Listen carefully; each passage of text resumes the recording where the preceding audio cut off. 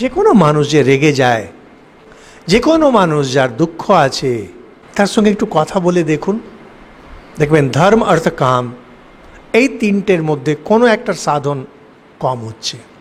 অন্য কোনো সমস্যা নেই, শুধু ভারতবর্ষে না, সারা বিশ্বে যেখানেই দেখবেন কোথাও কোনো ধরনের অবসাদ, চোখে জল, মানে আমি যারা বয়স তাদের কথা বলছি, মনে শান্তি নেই, ক্রোধ হয়ে যাচ্ছে, সুইসাইডাল টেন্ডেন্সিজ, ডিপ্রেশন, আপনি চোখ কান বন্ধ করে আপনি তার সঙ্গে 5 মিনিট কথা বলুন, দেখবেন ধর্ম অর্থ কাম এই তিনটের মধ্যে কোনো একটার সাধন কম হচ্ছে।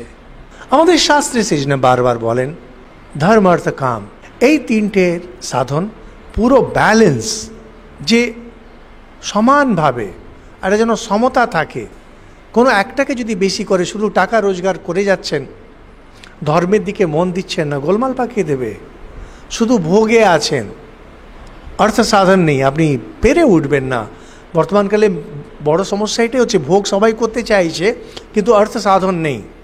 অর্থ আর কাম দুটো যদি থাকে, ধর্ম সাধন নেই, ব্যালেন্স বিগড়ে গেছে। এই জন্য আজকে সমাজে এত দুরবস্থা। যদি শান্তি চান তাহলে এটা বুঝে যে ধর্ম অর্থ কাম এই তিনটে সাধন, শুধু সাধন না, একটা পুরো ব্যালেন্সে 1/3 1/3 1/3 করা আত্যন্তিক দরকার। না করা মানে বিপদ ডেকে নিয়ে আসা।